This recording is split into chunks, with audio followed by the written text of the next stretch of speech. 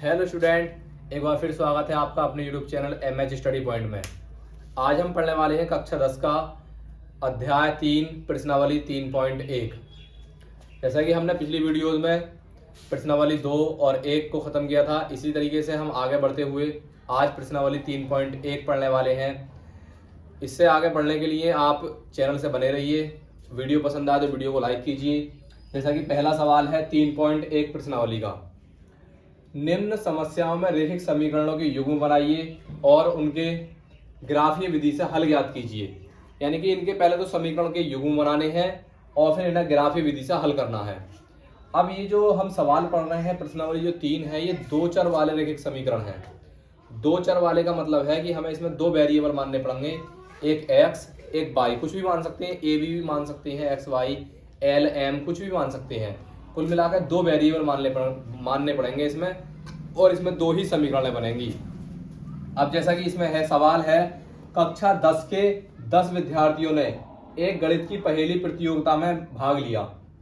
यदि लड़कियों की संख्या लड़कों की संख्या से 4 अधिक हो तो प्रतियोगिता में भाग लेने वाले लड़के व लड़कियों की संख्या बताइए। अब भाग जो लिया है कुल 10 बच्चों ने लिया है। अब लड़के और लड़कियों की संख्या बतानी है। तो क्या करते हैं हम ऐसे सवालों में जिसमें हमसे कोई संख्या पूछता है या कोई चीज पूछता है, हम उसी को मान लेते हैं। माना इस तरीके से, माना लड़कों की संख्या, ये पहले लड़कियों की संख्या मान लें। इसमें x थोड़ा रहेगा क्योंकि x बड़ा है, इसलिए माना लड़कियों की संख्या बराबर x। लड़कियों की संख्या हमने क्या मान ली, यहाँ x। अब लड़कियों की संख्या x मानकर हम मानते हैं लड़कों की संख्या। लड़कों की संख्या बराबर y। क्या देखा हमने देखा कि इसमें हमने लड़कियों की संख्या x मान ली है और लड़कों की संख्या y मान ली है। अब इसमें टोटल कहा है कि कुल जो कक्षा 10 के विद्यार्थी हैं, 10 विद्यार्थियों ने भाग लिया है। तो इसका मतलब लड़के और लड़कियां कुल कितने हैं, यानी कि x प्लस y जो दोनों बच्चे हैं, लड़के लड़कियां प्लस लड़के, वो कुल मिलाकर 10 हैं। ये समीकरण 1 बनती है इस तरीके से, यानी कि कुल मिलाकर जो बच्चे हैं वो 10 हैं। तो इसका मतलब x प्लस y बराबर हमारा कितना है, 10। ये एक समीकरण हो गई। अब दूसरी कंडीशन क्या है, यदि लड़कियों की संख्या लड़कों की संख्या से 4 अधिक हो। इसका मतलब ये हो गया कि लड़कियों की संख्या में से अगर लड़कों की संख्या घटाएं तो 4 आएगा, क्योंकि लड़कियों की जो संख्या है वो 4 अधिक है लड़कों से। ये ऐसे समझे, मैं सिंपल भाषा में तुम्हें एग्जाम्पल के तौर पर बताऊं कि अगर मान लो उस क्लास में लड़कियां अगर 10 हैं तो लड़के 4 कम है, यानी कि लड़के 4 कम है, यानी कि 6 हैं लड़के, क्योंकि लड़कियों की संख्या लड़कों से 4 अधिक है। अगर 6 लड़के हैं तो लड़कियां होंगी 10, तो 10 में से 6 जाएगा तो 4 आएगा। इस तरीके से, ये सवाल से हटके एग्जाम्पल बता रहा हूं मैं। तो इस तरीके से बताया है कि लड़कियों की संख्या लड़कों की संख्या से 4 अधिक है, यानी कि लड़कियों की संख्या में से अगर हम लड़कों की संख्या घटा दें तो 4 आएगा, क्योंकि इनकी जो संख्या लड़कियों की वो 4 अधिक है। ये हो गई समीकरण नंबर 2।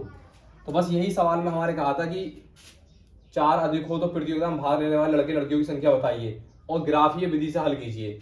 अब ग्राफीय विधि का मतलब क्या है, इसमें जो हमारा आलेख होता है उससे हमें ये सॉल्व करने हैं। पेपर की दृष्टि से ये एग्जाम में बहुत कम पूछे जाते हैं प्रश्न, क्योंकि इसमें ग्राफ का यूज किया जाता है, और इसीलिए हम इस ग्राफीय विधि से हल करेंगे। इसमें पहले हम ग्राफ खींचेंगे इस तरीके से, इस तरीके से होता है ग्राफ। अब ग्राफ में क्या होता है, एक ये जो हमारा क्षैतिज होता है ये होता है x अक्ष और ये होता है x डैश, यानी कि सीधे हाथ पे यहाँ प्लस में चलते हैं हम और इधर को चलते हैं माइनस में। ऐसे ही ये ऊपर की ओर होता है y और नीचे की ओर होता है हमारा ये y डैश, यानी कि नीचे की तरफ चलेंगे तो y माइनस में जाएगा और ऊपर को चलेंगे तो y प्लस में जाएगा। अब समस्या ये बनती है कि इसमें मान क्या क्या रखे जाएं। अब क्या करना पड़ेगा, हमें दोनों समीकरणों से मान निकालने पड़ेंगे, कुछ भी मान अपनी तरफ से रख करके। जैसे कि यहाँ से हम निकालें, यहाँ लिखते हैं समीकरण 1 से। आप देखें यहाँ लिखेंगे हम समीकरण 1 से। समीकरण 1 क्या है हमारी, समीकरण 1 है x प्लस y बराबर 10। अगर हम x का मान निकालें तो y इधर जाएगा, तो x बराबर हो जाएगा 10 माइनस y। तो यहाँ से हम मान निकालते हैं इस तरीके से। ये इसको हल करने का बहुत आसान तरीका है। यहाँ x लिखते हैं, यहाँ लिखते हैं y। 1 2 3 मान निकाल लेते हैं, 3 मान से ही ग्राफी विधि हल हो जाएगी। तो हमने क्या किया, हमने क्या करना है कि अगर हम y बराबर 1 रखें, यहाँ y की जगह अगर हम अपने मन से रखते हैं कुछ भी, ग्राफी विधि में आपको केवल 2 समीकरण बन गई हैं आपकी, यही दे रखी होती हैं। इसके बाद आपको ग्राफी विधि से हल करने के लिए सिर्फ अपने मन से कुछ भी मान रखने हैं समीकरणों में। हमने y बराबर 1 रखा, जब y बराबर 1 रखा तो x बराबर कितना आएगा भाई, 10 में से 1 गया 9 बचा, तो x बराबर 9 आएगा। अगर y बराबर 2 रखें तो x बराबर 8 आएगा, y बराबर 3 रखें तो x बराबर 7 आएगा। इस तरीके से ये आ गई। देखो यहाँ पर 1 रखा तो 10 में से 1 गया 9 बचे, 10 में से 2 गए 8 बचे, 10 में से 3 गए 7 बचे। इसी तरीके से सॉल्व हो सकता है। ये तो हो गया समीकरण 1 से। अब लिख देंगे समीकरण 2 से, यहाँ लिखते हैं समीकरण 2 से। समीकरण 2 से, समीकरण 2 क्या है, समीकरण 2 है x माइनस वाई बराबर 4। अब माइनस का y इधर जाएगा, प्लस का y हो जाएगा, तो x बराबर हो जाएगा 4 प्लस वाई। अब ऐसे ही इसके बॉक्स बना लेंगे केवल 3 मान निकालने के लिए।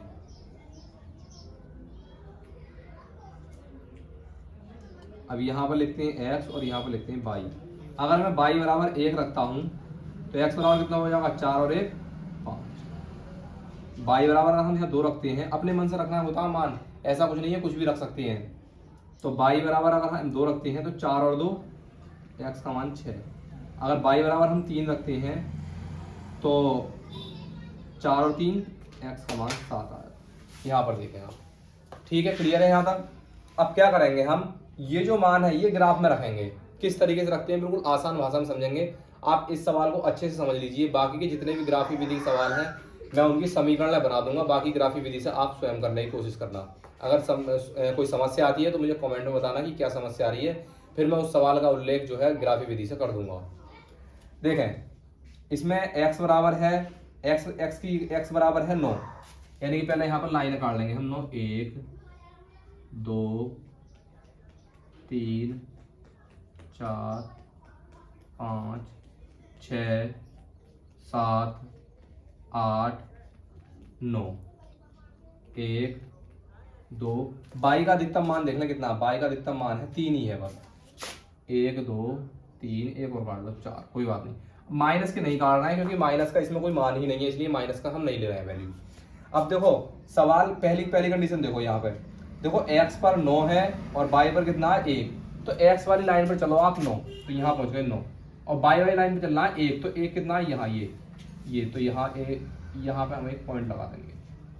यहाँ पे देखें आप, सवाल में पहले कहा है, मतलब हमारी जो कंडीशन बनाई थी 9 1, तो x पे चले हम 9 और y पे चलते हैं ऊपर को, तो ऊपर को चले 1 खाना, देखो ये है 1 इसी चीज से, तो यहाँ आ गए। तो इस पर हम काट देंगे इस तरीके से, इसको चाहे कह दे तो 9,1 लिख सकते हैं।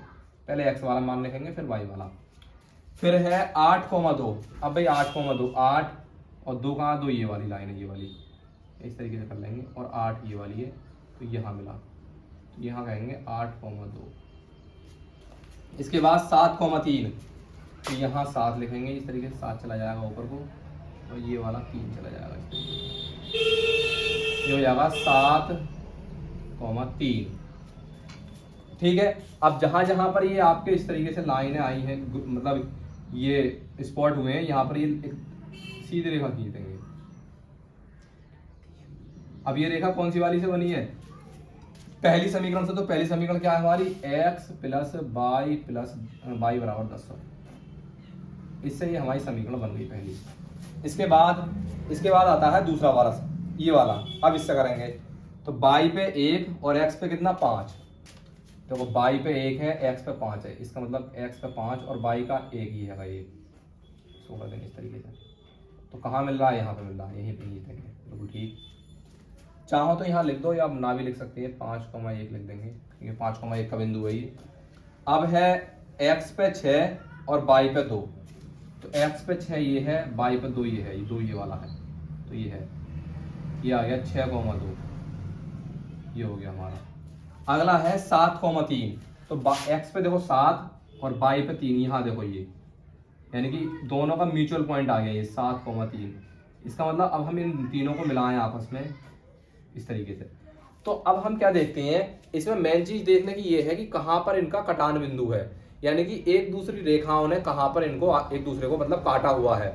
अब आप देख रहे हो 7,3 पर यहाँ पर जो है एक दूसरी रेखाओं ने काटा है, तो जहां पर ये रेखाएं आपस में इस तरीके से काटती हैं वही हमारा होता है आंसर, यानी कि मूल मतलब जो जहां पर मिलान बिंदु होता है वही होता है हमारा आंसर। यानी कि 7,3, यानी कि 7,3 बिंदु पर जो है 7,3 बिंदु जो है हमारा कटान बिंदु है। 7,3 कटान बिंदु है, कटान बिंदु है। अतः ज्यादा क्या थी? लड़कियां। अतः लड़कियां, पहला क्या माना था हमने? x, तो इसका मतलब x के 7 और लड़के कितने थे? लड़के आए 3। आ गए ना इसमें? देखो 7 और 3 10, यानी कि टोटल कक्षा में 10 बच्चे थे। और लड़कियां देखो 4 ज्यादा है लगभग से, लड़के 3 है और लड़कियां 7 है, तो 4 ज्यादा हो गई। तो इस तरीके से आपने समझा। ये पहला सवाल मैंने ग्राफी विधि से हल किया है। आपको अगर सवाल अच्छा लगा हो, वीडियो पसंद आ रही हो, तो वीडियो को लाइक करें। और मैंने बताया था आपको कि ये सवाल आप अच्छे से इसको चाहे एक बार रिपीट कर लें, इसको जो है अच्छे से समझ लें एक बार सवाल को, क्योंकि अब मैं जो सवाल आगे कराना बना हूँ ग्राफी विधि से और होंगे तो उनको केवल मैं समीकरण आपको बना करके दूंगा, क्योंकि ग्राफी विधि में थोड़ा टाइम लगता है और होते भी सारे के सारे सवाल एक जैसे ही हैं। तो बस ये करके आप मान रखने हैं वहाँ पे। किसी सवाल में अगर दिक्कत आती है आपको हल करने में, ग्राफी विधि बनाने में, तो मुझे कमेंट सेक्शन में बता देना। ठीक है, अगला सवाल देखें। अगला सवाल है 5 पेंसिल तथा 7 कलमों का मूल्य 50 रुपए है, जबकि 7 पेंसिल और 5 कलमों का मूल्य 46 रुपए है। एक पेंसिल तथा एक कलम का मूल्य बताइए। तो जैसा कि मैंने बताया था अभी कि जिस चीज का हमसे मान पूछता है सवाल में उसी का मान हम मान लेते हैं। दो चीजें पूछी हैं, एक तो पेंसिल का मूल्य और एक कलम का मूल्य, तो हम मान लेंगे इसमें कि माना एक कलम का मूल्य x रुपए, x रुपए लिख देंगे, x रुपए। अब ऐसे ही एक पेंसिल का मूल्य, या पहले पेंसिल कहा है तो इसमें पहले पेंसिल लिख दो, यहाँ पे पेंसिल लिख दो। एक पेंसिल का मूल्य x रुपए तथा एक कलम का मूल्य बराबर 22 रुपए। ठीक है, एक पेंसिल का मूल्य x रुपए और एक कलम का मूल्य 22 रुपए। अब बिल्कुल जैसे जैसे सवाल में बोला है वैसे वैसे चलते रहेंगे। 5 पेंसिल 7 कलम, एक पेंसिल कितने की? x रुपए की, तो फिर 5 पेंसिल कितने की? 5x रुपए की। बिल्कुल ठीक। 7 कलम, एक कलम कितने का? 22 रुपए का, तो 7 कलम कितने के? 7 22 रुपए के।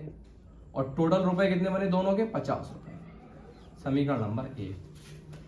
इसके बाद जबकि 7 पेंसिल 5 कलमों का मूल्य 46 रुपए है, तो एक पेंसिल कितने की? x रुपए की, तो 7 कितने की? 7x। एक कलम कितने का? 5 22 रुपए का, तो 5 कलम कितने के? 5 22 रुपए के। और टोटल रुपए कितने हो गए इनके? 46, यानी कि 46। समीकरण नंबर से बस इसके बाद का सवाल आप जैसे मैंने पहला वाला सवाल किया था ग्राफी विधि से, आप वैसे ही समीकरण फर्स्ट लेकर के एक एक करके मान रखेंगे और उसको ग्राफी विधि से सॉल्व कर लेंगे आसानी से। इसमें कुछ भी नहीं है। और वैसे भी ये परीक्षा की दृष्टि से थोड़े कम मोस्ट ही होते हैं, क्योंकि इसमें ग्राफ वाले सवाल होते हैं। ग्राफ जो है पेपर में जो है एग्जाम में नहीं दिया जाता है, तो इसलिए ये कम आते हैं। इसके बाद आप जो है अगला सवाल देखिए।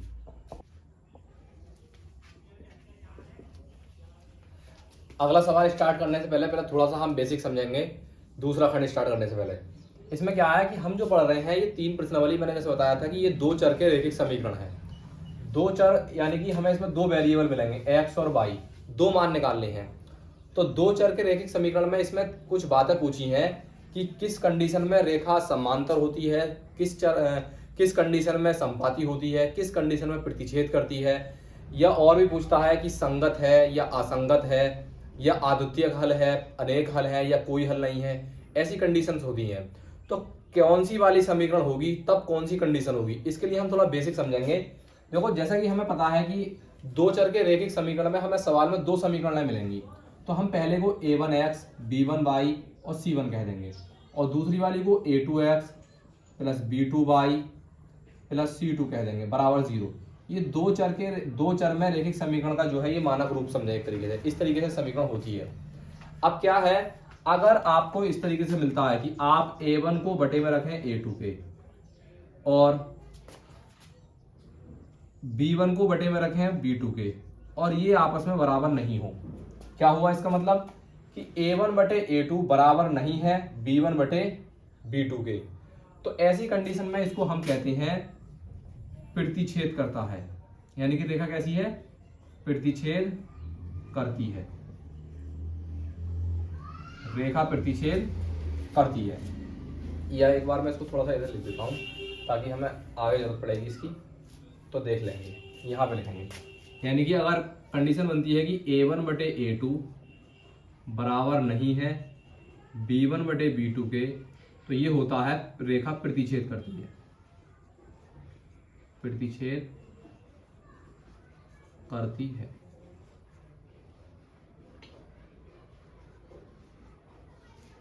ये हो गया।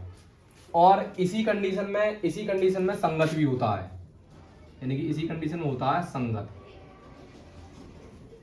और एक और होता है, तीन होते हैं हर एक के, तीन ही समीकरण बनेंगी और एक को मतलब तीन नाम से ही जाना जाता है, अलग अलग नामों से। इसमें पहली कंडीशन में तो ये प्रतिच्छेद भी करता है, और इसमें ये संगत भी है, और इसमें ये इसका आद्वितीयक रूप भी है, यानी कि इसकी आद्वितीयक हल है, आद्वितीयक हल। ये हो गई पहली समीकरण। अब दूसरी में अगर A1/A2 बराबर है B1/B2 के, और ये बराबर है C1/C2 के, तो क्या होता है? तो होता है रेखा संपाती है। तो रेखा कैसी है? संपाती है। अब संपाती में इसमें क्या है? इसमें अनेक हल होते हैं। आद्वितीय हल है तो इसका कहेंगे अनेक हल। इसमें भी कहानी संगति ही होती है। तीनों अलग अलग चीजें हैं। जब आप सवाल करेंगे तो और अच्छे से समझ आ जाएगा क्या है ये तीनों चीजें। बस अभी थोड़ा बेसिक पे ध्यान दे रहे हैं। अब ऐसे ही अगर A1/A2 बराबर है B1/B2 के, और ये बराबर नहीं है C1/C2 के, तीसरा वाला, तो क्या होता है? तो रेखा समांतर होती है। कैसी होती है रेखा? समांतर। और इसमें कंडीशन होती है असंगत। इसमें इन दोनों में संगत होता है और इसमें होता है असंगत, और इसमें इसका भी कोई हल नहीं होता है, कोई हल नहीं है। ये तीन कंडीशंस होंगी। अब दूसरा वाला सवाल जो है वो तीसरी इन्हीं कंडीशंस पे कहा है, उसमें भी कि बताइए कि प्रतिच्छेद करता है, संपाती है। अगर आपसे पूछेगा, देखो या तो ऐसा पूछेगा प्रतिच्छेद करता है या संपाती है या समांतर है, इन तीन के बारे में पूछेगा, या आद्वितीय हल है, अनेक हल है, या कोई हल नहीं है, इनके बारे में पूछेगा, या फिर संगत है या असंगत है, ये पूछेगा। तो आपको ऐसा नहीं पूछेगा कि प्रतिच्छेद करती है या संगत है, ऐसा नहीं होगा। ये तीन एक साथ चलेंगे, ये वाला और एक ये वाला और एक ये वाला, और ये तीन एक साथ चलेंगे, ये वाला, ये वाला और एक ये वाला, और ये दो एक साथ चलेंगे, संगत और असंगत वाले। ठीक है। इसके बाद अब देखें दूसरा वाला सवाल क्या है इसमें। हाँ, ये देखें, मैंने सवाल को थोड़ा जो इसका हेडिंग है शॉर्ट में लिखा है। इसमें कहा है कि बस ये बताना है कि हमें इनको A1/A2, B1/B2 और C1/C2 के रूप में लिख करके ये बताना है कि रेखा प्रतिच्छेद करती हैं, समांतर है या संपाती हैं। दूसरे वाले खंड में ये पूछा है इसमें। अब सवाल क्या है? पहला सवाल ये है, दूसरा ये है, तीन सवाल दे रखे हैं इसमें। अब क्या करेंगे हम? A1/A2 निकालेंगे पहले। तो A1 का मान कितना है इसमें? A1 का मान है इसमें 5। अरे A क्या होता है? x के बराबर वाला होता है A1, y का गुणांक होता है B1, और बिना xy वाला होता है C1। और दूसरी वाली समीकरण में x के गुणांक होता है A2, y का गुणांक होता है B2, और बिना x वाला होता है C2। अब देखो इसमें A1 बराबर है 5, ऐसे ही B1 बराबर है -4, और C1 बराबर है ये वाला 8। ऐसे ही A2 बराबर है 7, B2 बराबर है 6, और C2 बराबर है -9। अब हम क्या करेंगे? बिल्कुल वैसे ही रखेंगे, A1/A2 रखेंगे, A1/A2। तो A1 का मान कितना? 5/A2 का मान कितना? 7। अब B1/B2 -4 और प्लस के 6। C1/C2, सॉरी B1/B2 नहीं लिखा, B1/B2 बराबर -4/6। अब C1/C2 देखें, 8/-9। अब आप देखें क्या A1/A2 बराबर है B1/B2 के? बिल्कुल नहीं है, क्योंकि साफ साफ दिख रहा है। आप अंकों को छोड़ो, पहले ये देखो, ये प्लस का है, ये माइनस का है।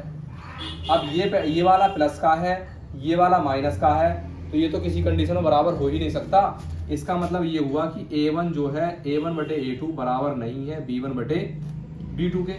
और जब A1/A2 बराबर नहीं है B1/B2 तो C2 को नहीं, फिर C वाले को नहीं देखेंगे जब बराबर नहीं आता है। तो फिर क्या है? कौन सी है? रेखा प्रतिच्छेद करती है। तो यहां लिख देंगे रेखा प्रतिच्छेद करती है। बस ये आंसर हो गया इसका। आराम से 1 नंबर या 2 नंबर में सवाल आता है, आसानी से आप कर सकते हो। अगला सवाल है ये है, देखो इसमें लिखेंगे a1 बराबर क्या होता है, x के बराबर वाला, पहली समीकरण का a1 और दूसरी समीकरण का a2, नो।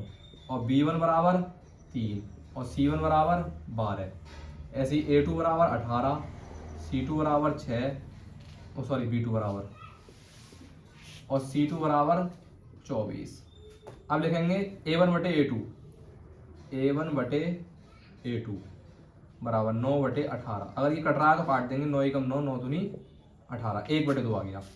b1 बटे b2 देखें 3 बटे 6, 3 एकम 3, 3 दूनी 6। ऐसे ही c1 बटे c2 देखें 12 एकम 12 बटे 24, 12 एकम 12, 12 दूनी 24। आप ये देखोगे कि a1 बटे a2 भी 1 बटा 2 आया है, b1 बटे b2 भी 1 बटा 2 आया है, और c1 बटे c2 भी 1 बटे 2 आया है।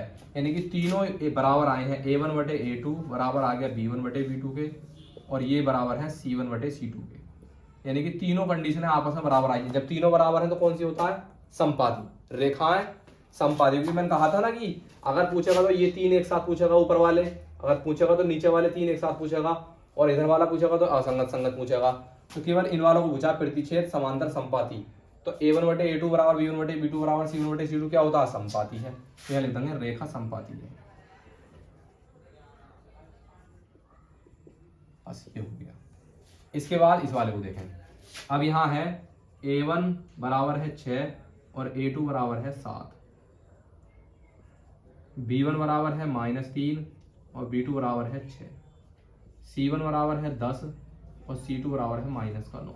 तो आप यहाँ देखें पहले कि a1 बटे a2 कितना हो गया, 6 बटे 7, b1 बटे b2 यहाँ कितना हो गया, -3 बटे 6, काटना चाहे काट दे, 3 एकम 3, 3 दूनी 6। अब आप इतना देखें, c1 बटे c2 भी लिखते चलें 10 बटे -9।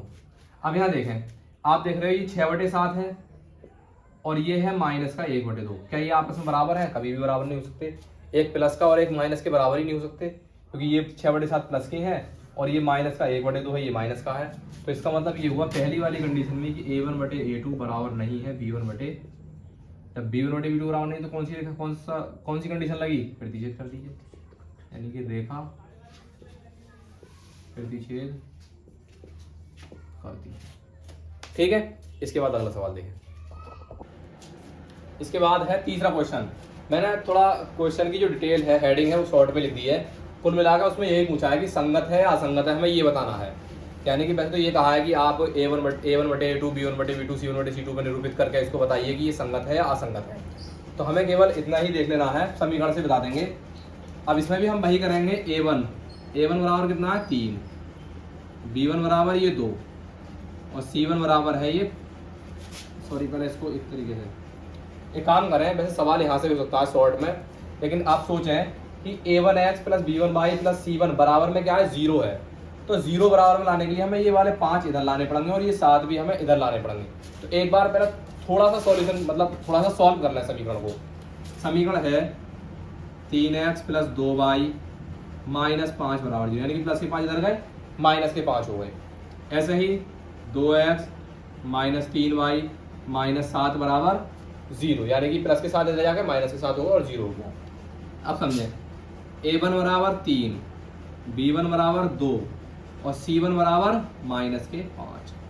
ऐसे ही a2 बराबर 2, ये वाले 2, और b2 बराबर माइनस के 3 और c2 बराबर माइनस के 7। अब देखें a1 बटे a2 देखें, a1 बटे a2 बराबर 3 बटे 2, यानी कि a1 के बटे में a2, तो यहाँ 3 के बटे में 2, 3 बटे 2। अब b1 बटे b2 देखें 2 बटे माइनस के 3। ऐसे c1 बटे c2 देखें -5 बटे -7। ठीक है, अब यहाँ समझें आप देखें a1 बटे a2 है 3 बटे 2 और b1 बटे b2 है माइनस का 2 बटे 3। आप संख्या को छोड़ें, आप माइनस प्लस देखें पहले। तो इसमें आप देख रहे हो ये 3 बटे 2 है, ये माइनस का 3 बटे 2 है, ये तो आपस में बराबर ही नहीं है। इसका मतलब ये हुआ 2 बटे 3 है। इसका मतलब ये हुआ कि a1 बटे a2 बराबर नहीं है b1 बटे। जब ऐसी कंडीशन होती है तो क्या कहा था मैंने, संगत और असंगत एक साथ पूछेगा। तो a1 बटे a2 बराबर नहीं है b1 बटे b2, तो क्या होता है, संगत होता है। तो आप यहाँ लिख देंगे ये संगत है। बस इसके बाद ये अगला सवाल देखें, ये वाला। इसमें है a1 बराबर है 2, b1 बराबर है, सॉरी इसमें भी पहले 8 को इधर ले आएंगे, 2x माइनस 3y प्लस के 8 इधर आए माइनस के 8 बराबर 0, 4x माइनस 6y माइनस 9 बराबर 0। ऐसे ही a1 बटे a2 डायरेक्ट लिखते हैं। तो a1 का मान है 2 और a2 का मान है 4। ठीक है, a1 का मान 2 और a2 का मान 4, तो काट लेंगे, कटता है तो 2 कम 2, 2 दूनी 4, 1 बटे 2 हो गया। ऐसे b1 बटे b2 देखें। अब b1 का मान कितना है, b1 है y के बराबर वाला माइनस के 3 और b2 का मान है माइनस का 6, तो माइनस से ये माइनस कट जाएगा, 3 ही कम 3, 3 दूनी 6, तो ये भी 1 बटे 2 आया। c1 बटे c2 देखें, c1 बटे c2 है माइनस का 8 बटे माइनस का 9, तो माइनस से माइनस कट जाएगा। अब आप ये समझें कि 1 बटे 2 ये वाला बराबर ये वाला 1 बटे 2 बराबर 8 बटे 9, तो ये वाला बराबर नहीं है भाई, यानी कि ये 1 बटे 2 इस वाले 1 बटे 2 के बराबर है, माइनस से माइनस कट गया, यहाँ पे प्लस हो गया है, अब यहाँ 8 बटे 9 रह गया, तो इसका मतलब a1 बटे a2 तो बराबर है b1 बटे b2 के, लेकिन ये बराबर नहीं है 8 बटे 9 c1 बटे c2 के, यानी कि c1 बटे c2 बराबर कौन सी वाली कंडीशन होती है, a1 बटे a2 बराबर है b1 बटे b2 के बराबर, इस वाले में होता है असंगत। याद रखें इन दो कंडीशन में संगत रहता है, इसमें लास्ट वाली कंडीशन होता है असंगत। ये केवल इस वाली कंडीशन में असंगत है, तो यही असंगत हो गया। अब इसके बाद ये तीसरा वाला सवाल देखें, इसलिए थोड़ा बटे में सवाल है, तो इससे कोई चिंता वाली बात नहीं है। बटे में है तो हम बटे में मान रखेंगे, कोई ऐसी उसकी बात नहीं है। पहले इसको 7 को इधर ले आए, 3 बटे 2x प्लस 5 बटे 3y प्लस के साथ इधर आए माइनस के साथ बराबर 0। या तो आप एक काम कर लें, यहाँ से लासा लेकर इनको जो 2 और 3 है लासा लेकर 6 इसका इसको खत्म कर लें, या आप सिंपल था ही इसको चाहे तो सॉल्व कर लें। चलो लासा लेकर सॉल्व कर लेते हैं, उसमें थोड़ी दिक्कत नहीं रहेगी। तो लासा आएगा इसका कितना 6, तो 3 दूनी 2 तिया 6, तो 3 दिया 9x, 3 दूनी 6 2 बार गया, तो 5 दूनी 10y। इसके बटे में कुछ नहीं है तो 1 मानेंगे, 1 की 6 से भाग करेंगे 6 बार जाएगा, तो 6 7 42 बराबर 0। फिर ये 6 चले जाएंगे 0 में, यह हो जाएगा 9x प्लस 10y माइनस 42 बराबर 0। अब ऐसे ही ये वाला सवाल देखें, मतलब ये वाली ये तो पहला वाला सवाल सॉल्व, पहली वाली जो समीकरण थी वो सॉल्व हो गई। अब ये 9x माइनस 10y प्लस के 14 इधर आए माइनस के 14 बराबर 0। आप लिखें a1 बटे a2, तो ये 9 है ये भी 9 है, तो 9 बटे 9 हो गया। तो b1 बटे b2 प्लस के 10 बटे माइनस के 10 भाई, c1 बटे c2 माइनस के 42 बटे माइनस के 14। आप देखेंगे यहाँ पर 9 ही कम 9, 10 ही कम 10, सॉरी ये 10 माइनस के हैं, प्लस के 10 बटे माइनस के 10, क्योंकि b1 का मान है 10 और b2 का मान है माइनस के 10। तो ये 10 को जब हम 10 से भाग करेंगे तो माइनस का 1 आएगा। अब यहाँ तो प्लस का 1 आ रहा है 9 से 9 को भाग कर गए, और यहाँ माइनस का 1 आ रहा है, तो ये आपस में इस पर तो बाद में पहुँचेंगे, हम पहले यही देख लेना ये दोनों बराबर नहीं है। और जब ये दोनों बराबर नहीं है तो a1 बटे a2 बराबर नहीं है b1 बटे b2 के, तो ऐसी कंडीशन में इसको कहते हैं हम संगत। इसके बाद आगे के जो शेष सवाल बचे हैं इसी के तीसरे खंड के संगत असंगत बताने वाले के 2 सवाल आप खुद कीजिएगा, स्वयं कीजिएगा। इसके बाद चौथा खंड देखें। अगला सवाल है, चौथा सवाल है, इसमें संगत और असंगत पूछा है। भाई मैंने हेडिंग नहीं लिखी है पूरी, बता देता हूं। इसमें संगत और असंगत पूछा है, और सवाल में एक बात कही है, अगर संगत है तो ग्राफी विधि से हल कीजिए। ग्राफी विधि तो आपको मैंने पहले सवाल में ही बता दी थी कि ग्राफी विधि से किस तरीके से हल होते हैं। बस मेन चीज है आपके पास 2 समीकरण होनी चाहिए। समीकरण आपके पास 2 है, आप दोनों समीकरणों में से एक मान निकाल लीजिए और अपने पास से कोई भी मान रखते रहिएगा, और कोई भी मान रख करके 3 वैल्यू निकाल के आप जो ग्राफ बनाएंगे वहां पर पुट कर दें। आराम से रेखा खींचे, जहां रेखा मिलती है वही हमारा क्या होता है, मतलब कटान बिंदु ही हमारा आंसर होता है। तो वो कोई बड़ी बात नहीं है, उसको आप कर सकते हैं, आप कर लेना। मैं इसको संगत और असंगत बताने के लिए आपको बता देता हूं।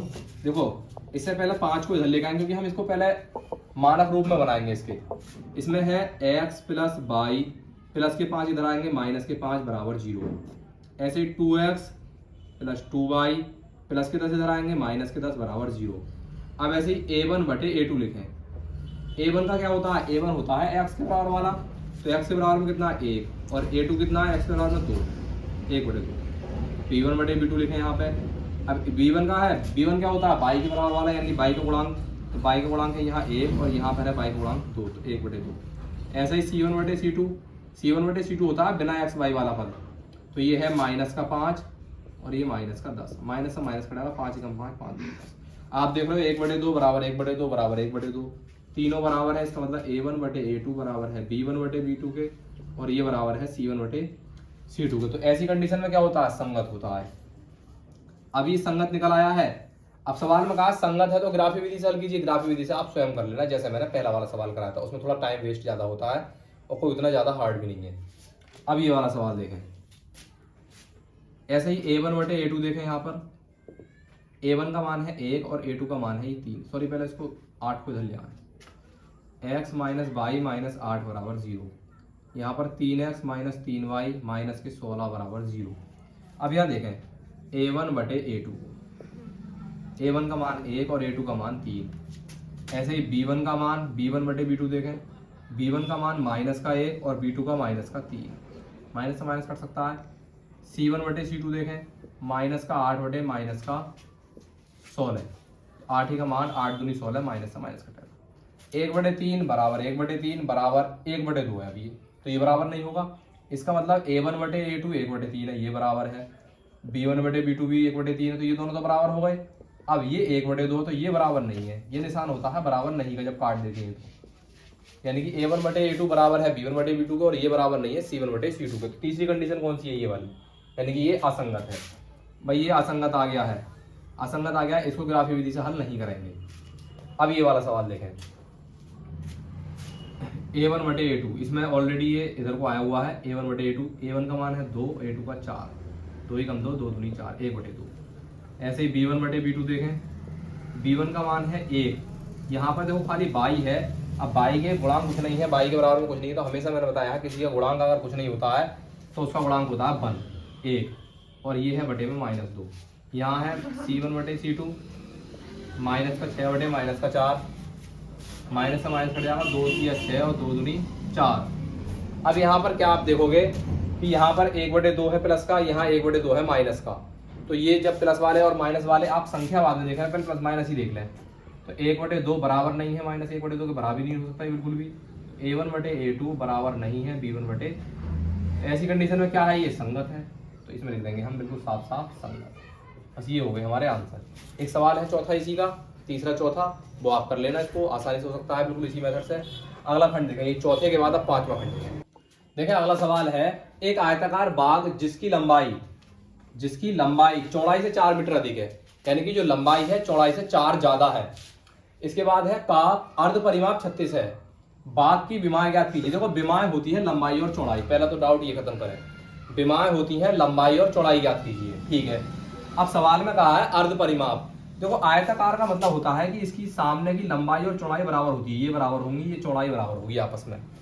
तो परिमाप जो होता है, परिमाप पहले परिमाप के बारे में समझे, अर्ध परिमाप बाद में। परिमाप जो होता है, परिमाप होता है इन सभी भुजाओं का योग, यानी कि कहीं अगर बाउंड्री है, उस बाउंड्री पर अगर हम घूम लिए तो इसका मतलब उस जगह का वो परिमाप हो गया कहीं भी। तो इस तरीके से इस जो आयताकार होता है, इसकी अगर हम ये बाउंड्री जोड़ दें, सब लंबाई और चौड़ाई, ये भी ये भी ये भी ये भी, तो ये कहलाता है परिमाप। अब परिमाप ये कहलाता है, तो अर्ध परिमाप होता है परिमाप का आधा। तो परिमाप देखो, ये लंबाई प्लस ये वाली लंबाई, तो ऐसा समझो ये लंबाई L है, ये L है, तो L और L कितना हो गया 2L। ये चौड़ाई B मान लो, ये भी B मान लो, तो चौड़ाई कितनी हो गई 2B।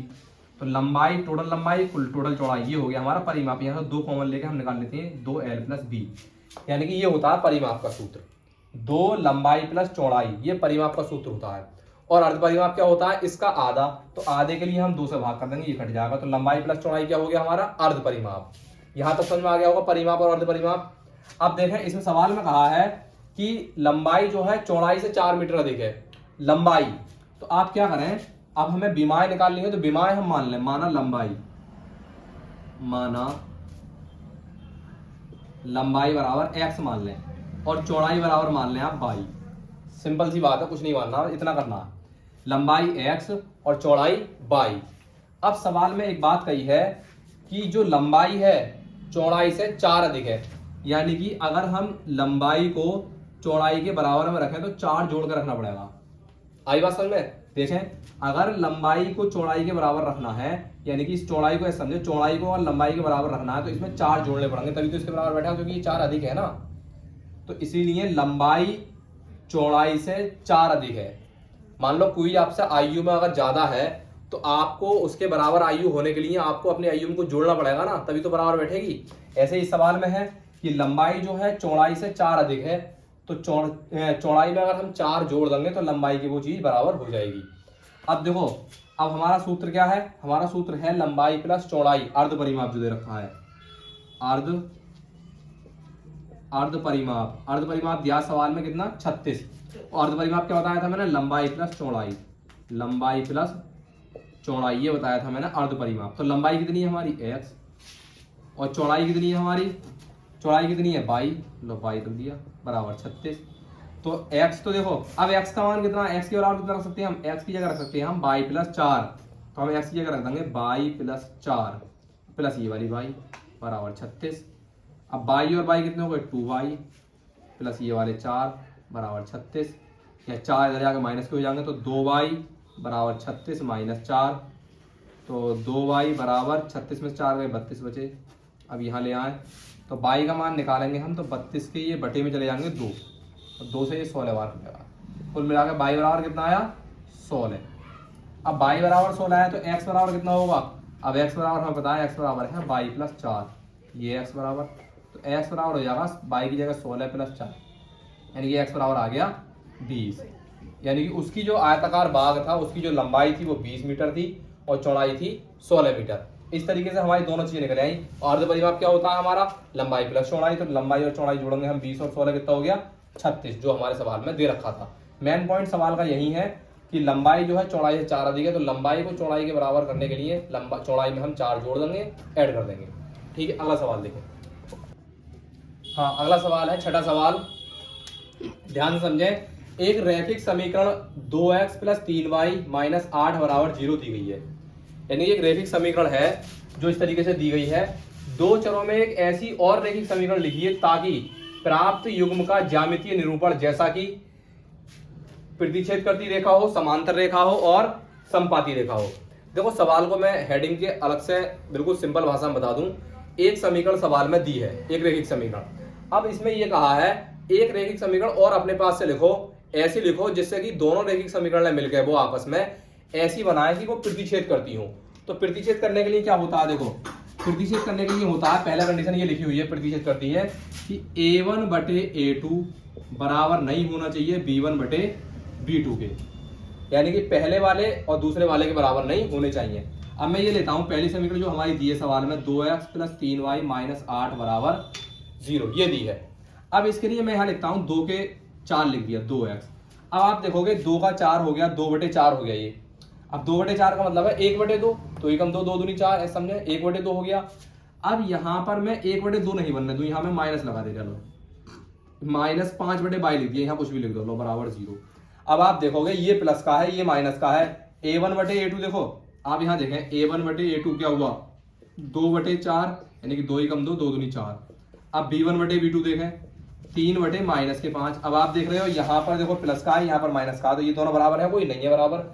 जब ये बराबर नहीं है तो इसका मतलब प्रतिच्छेद करती वाली रेखा वाली कंडीशन बन गई, और ऐसी रेखा कंडीशन बन गई तो हमारा इसका मतलब हमारा जो आंसर वाला जो समीकरण है वो ये समीकरण ऐसी है कि इसके साथ मिलकर के ये प्रतिच्छेद करती वाली रेखा होगी। यहाँ पर आप कुछ भी संख्या ले सकते हैं, बहुत सारी संख्या हो सकती है, अनंत संख्या हो सकती है। आप यहाँ पर 4 ले, यहाँ 5 6 7 8 लेकर के यहाँ कुछ भी ले सकते हैं अलग अलग, जिससे बहुत सारी संख्या बन जाएंगी। अब देखो समांतर रेखा है, समांतर रेखा की कंडीशन क्या होती है भाई, a1 बटे a2 बराबर हो b1 बटे b2 के, लेकिन ये बराबर नहीं हो c1 बटे c2 के भाई। तो इसमें देखो समीकरण है हमारी 2x प्लस 3y माइनस 8 बराबर 0। अब मैं a1 बटे a2 अब यहाँ पे लिख देता हूँ मैं, चलो 4x 2 दूनी 4। अब ये बराबर करना है तो 3 दूनी 6 कर लो। अब ये बराबर नहीं करना तो ये माइनस का 8 है, प्लस के 9 लिख दिए मैंने बराबर 0। अब देखें कैसा कराया मैंने, ये ऐसा कर दिया कि a1 बटे a2 यानी कि 2 बटे 4 का 1 बटे 2 हो गया, बराबर b1 बटे b2 यानी कि 3 कम 3 3 दूनी 6, ये भी 1 बटे 2 हो गया। ये दोनों बराबर हो गए, ये बराबर दिखा रहे हैं समांतर में। अब ये तीसरा वाला बराबर नहीं है, देखो ये प्लस का ये माइनस का बराबर नहीं है, यहाँ पर लिख दीजिए देखो एक बार, a1 बटे a2 बराबर 2 बटे 4 यानी कि 2 ही कम 2 2 दूनी 4।